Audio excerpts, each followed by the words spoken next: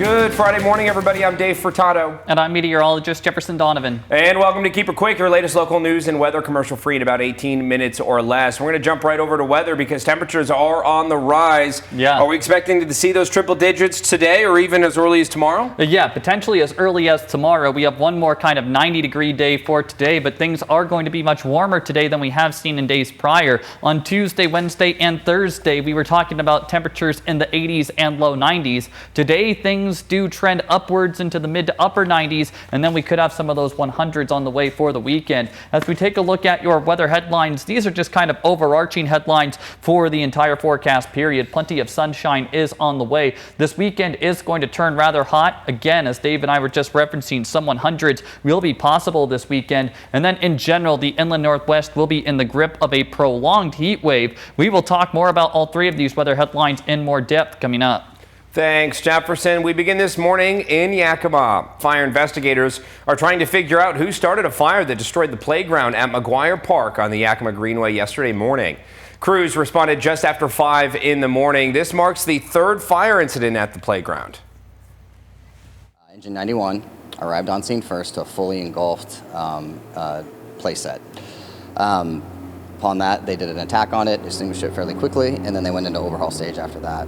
At this point, we're suspecting arson, but we have no suspects or any witnesses. Yakima Greenway Executive Director Connor Hopkins says they're working on ways to prevent these types of incidents in the future, which include urging social service providers and government agencies to develop solutions for homelessness and mental health. If you have any information about the fire, you're asked to contact the Yakima Fire Department. And a suspect accused of being responsible for homicides in both Granger and Toppenish on August 13th is now in jail. Yakima County Sheriff's deputies say the suspect was arrested in Walla Walla County after crashing a vehicle during a pursuit with a Washington State Patrol trooper. Detectives say at around 11 p.m. on the 13th, Granger police responded to a welfare check on the 200 block of East A Street, where they found 51-year-old Miguel Angel Cruz who'd been stabbed to death. If you have any information about these murders, you're asked to contact the Yakima County Sheriff's Office. And a Selah woman is facing a number of charges after being accused of embezzling money from a title company to cover gambling debts. The woman is facing 4 counts of first-degree theft, 3 counts of second-degree theft, and 2 counts each of first-degree identity theft and forgery. Executives at Fidelity Title Company became aware of the situation when they were notified of 2 checks that were returned as being fraudulent. The checks were traced back to the woman who admitted to using Fidelity's money to pay back debts from gambling. And the debate surrounding immigration enforcement continues to grow nationwide. This as the Department of Homeland Security reports migrant arrests have surpassed more than 500,000 so far this year. KEPR's Alan Lester sat in on one forum to get both perspectives of the issue from local leaders and brings us more. Hosted by the Columbia Basin Badger Club, Thursday's virtual forum saw local immigration advocates attempt to set the record straight on crime stats seen across the Tri-Cities. Undocumented immigrants account for only 5% of local crime. The bigger issues that we face, gangs and drug trafficking, they cut across all communities. If we really want to improve safety, it means focusing resources on those problems rather than sowing fear about our immigrant families. Meanwhile, supporters of federal immigration policy say state laws need to be better adapted to streamline getting undocumented criminals out of the community. If a criminal is in our jail and they're here illegally, why can't that be communicated to ICE? I see no reason why that can't happen. There are some bad folks here. They need to be taken care of. Under the Keep Washington Working Act, which was enacted in 2019, local and state law enforcement is prohibited from helping the federal government enforce immigration rules.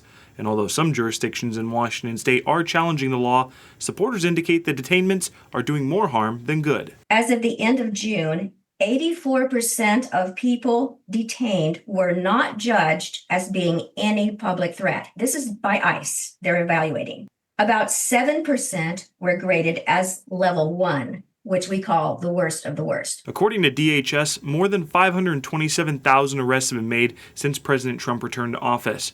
But while the policy has shifted under several administrations, modernization of immigration has continued to be neglected. It's worth remembering that both Republican and Democratic administrations have tried different approaches. Under President Obama, deportations actually hit record highs, but he also created DACA, and under With President Trump, the focus shifted heavily to enforcement, family separation, remain in Mexico, and cuts to legal immigration. The truth is, neither approach fixed the underlying problem. Reporting in the Tri-Cities, I'm Alan Lester, KEPR Action News. Keepers Alan Lester, thank you. And leaders with the Columbia Basin Badger Club say the full hour-long version of the forum discussion is posted up on their website.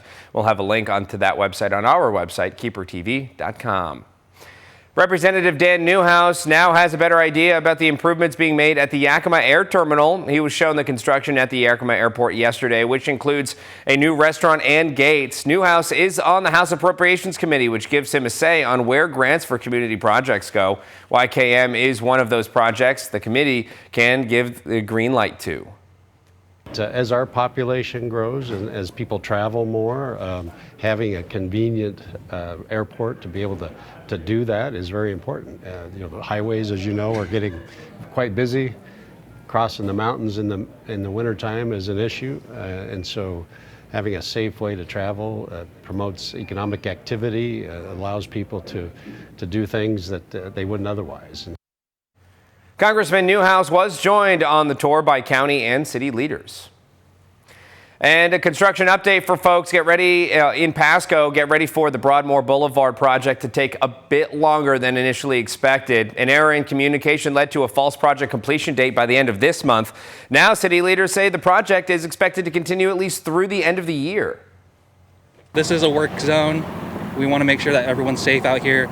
So please drive slow. Please watch out for the workers. We watch out for each other, and let's keep Pasco moving.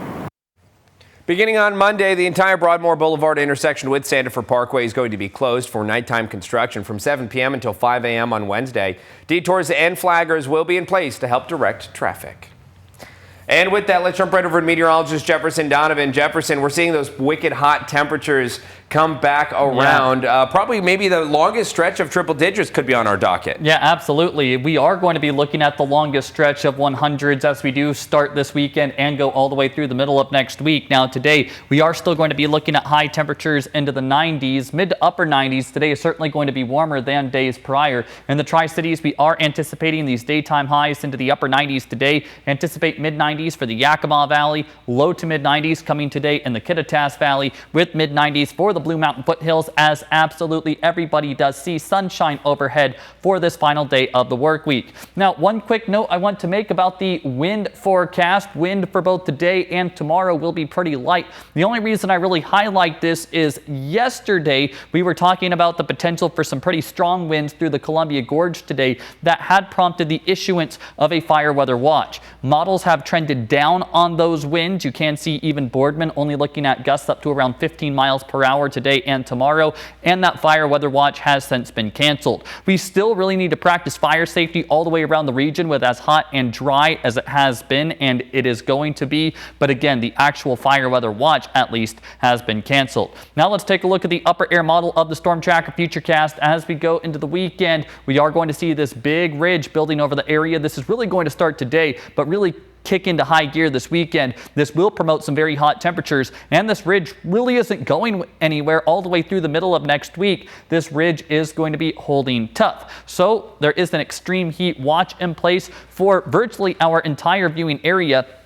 All places under that maroon color are under the extreme heat watch from noon Saturday all the way until 9 p.m. on Wednesday, as high temperatures in some spots could reach up to 105 degrees. Now, it's not only our viewing area. Look at west of the Cascades. You can see those pinks and oranges. Those are also heat alerts that are in place, so it doesn't matter where you go in the Pacific Northwest. No heat relief is in sight if you are going to be looking to get outdoors anytime between Saturday and the middle of next week. Now, just how hot will it be through the weekend? Well, we are going to be looking at upper 90s to low 100s returning on Saturday with similar daytime highs as we go into Sunday and Monday. And if I was to extend this out further, upper 90s to low 100s are going to be commonplace through at least next Wednesday. Now, one more kind of piece to the weather story we are going to be tracking very closely as we take a look at the more traditional Storm Tracker Futurecast. As we get towards Sunday, you can see some pop-up showers and thunderstorms trying to get going through central and southern Oregon.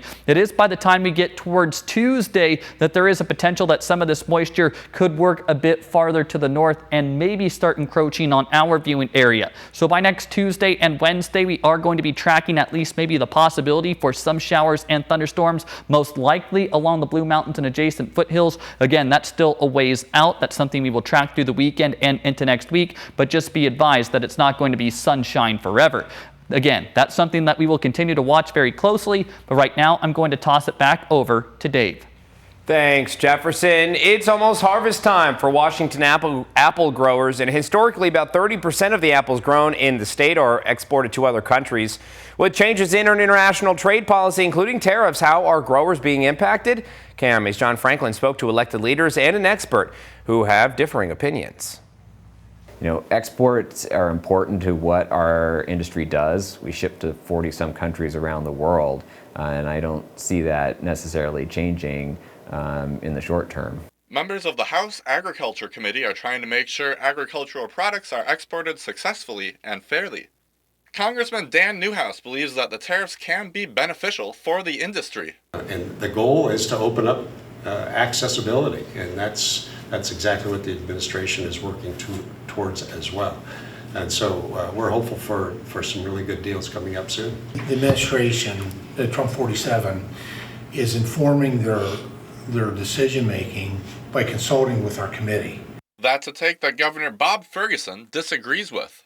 Yeah, the tariffs are a huge challenge for our state in general, but especially with the egg community. So we've already seen numbers of, for example, agricultural exports to China being down like 36% this last May compared to the year before. China is only one market, and BusU has seen different results due to changes in tariffs in other countries. And we've seen positive things already.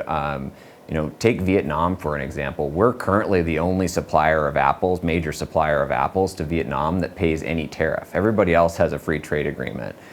So the announcement that they're going to bring their tariffs down to zero, that's welcome news. These are two examples of markets with visible changes to international trade policy, but BusU expects more to come. We're focused on Japan, we're focused on Korea. You know, there's more to come for India, there's opportunity in Australia, Vietnam is another one. So we're starting to see some of those things, but these are, you know, again, some of these issues have been running for decades. It takes more than a few weeks, obviously, to get this stuff put together. KIMA's John Franklin, thank you. And Congressman Newhouse and other elected leaders hosted a listening session with farmers and growers on Wednesday to hear their concerns and answer questions. You can check out the discussion by heading over to our website, KIMATV.com. And there are multiple events happening this weekend in Yakima, Kittitas, and Benton counties. To start, the Parker Youth and Sports Foundation kicks off a weekend of events with their banquet, celebrating some of the legends of the Yakima Valley. The dinner will be at the Convention Center downtown. And among those being honored are the NBA's Marjon Beaucamp and KIMA's former sports anchor Alan Sillins. Tickets for the dinner are $60, and on Saturday morning, Parker Youth is hosting the High Hopes Golf Tournament at the Apple Tree Golf Course at 11 a.m. All of the details for both events are up on our website, KIMATV.com. Starting early Saturday at 9 a.m. is the 12th annual Baracho Car Club Show in Granger. Registration for the owners is $30, and they are expecting 50 different classes with over 100 trophies up for grabs. In addition to classic vehicles, there'll be music, games, and raffles, plus pizza, beer, and the Cherry Hill Miniature Golf Course will be open. The car show is at 530 Cherry Hill Road, Granger, and it's free to attend for all ages. Saturday morning sees Famous Dave's in Union Gap celebrating summer with the All-Star Barbecue Championship. This free event is a partnership between the restaurant and the World Food Championships, which are taking place late this year. Local backyard and professional pitmasters will compete for the best chicken and ribs in a wild card round. The winner will go on to the World Food Championship in Indianapolis. Free barbecue sampling begins at 11 a.m. and the People's Choice Wing Contest is at 2 p.m. Famous Dave's is at 1504 East Washington Avenue in Union Gap. Starting at noon on Saturday, Bearded Monkey in Yakima is celebrating a Mexican-American street food festival. The first 75 tacos are free with a limit of 2 per customer. Every food order is also comes with a raffle ticket for a prize drawing for 2 100-level seats to the Seattle Mariners versus LA Dodgers game. The party runs from noon to 9 p.m. and Bearded Monkey is located at 1802 West Nob Hill Boulevard. The Ellensburg Rodeo and Kittitas County Fair are coming up very soon over the Labor Day weekend, and to get us in the mood, the annual hoedown in the downtown area, hosted by the Ellensburg Downtown Association, is this Saturday from 4 to 10 p.m. Hoedown in the downtown is a celebration of music, food, local craft beverages, rural heritage, and community. Live music featured includes Cody Beebe and the Crooks, plus Austin Jenkins. There also will be line dancing at the Dance Barn. All of the details are at ellensburgdowntown.org. And looking ahead to Sunday, Barberville in Yakima is hosting a back-to-school bash ahead of the new school year starting next week. Come early as there will be 100 free haircuts for boys and girls and 280 free backpacks full of school supplies for first-come, first-served guests. Everyone who comes along can also enjoy free food. Barberville is at 907 South 1st Street in Yakima. And we also want to remind you about this Sunday's Pause in the Pool event at Franklin Pool. It's a chance for you to bring your furry friends for some pool time on the last day the pool is open this summer. The pool is closing early because of city budget cuts. Your dogs can swim for free, but their humans still have to pay general admission. Family rates are available. For folks from the Yakima Humane Society, there will be accepting donations. The special event is from 2 to 4 p.m. Sunday at the pool, which is on Titan Drive. Just make sure your dogs get along with other dogs and people. And in Benton County, starting at 5 p.m. Saturday evening, the Spirits of the West event returns to Prosser. It's a celebration of local craft beer and spirits, all from local craftsmen and women. Tickets in advance are $40, $50 at the gate. This includes a three-drink script, a beer koozie, and a shot glass. The Rod Giles Band will be providing the sounds, and there will be many food vendors. The Prosser Wine and Food Park is hosting the event at 2840 Lee Road. A local nonprofit organization is celebrating 15 years of an adaptive rodeo at the fair this weekend. What began as a high school senior project is now 15 years of the Rascal Rodeo, the organization that gives special needs children an opportunity to be cowboys or cowgirls. Will be at the fair this Saturday with nearly 200 participants. I never dreamt that it would be this big. I never dreamt that we would have the impact that we do.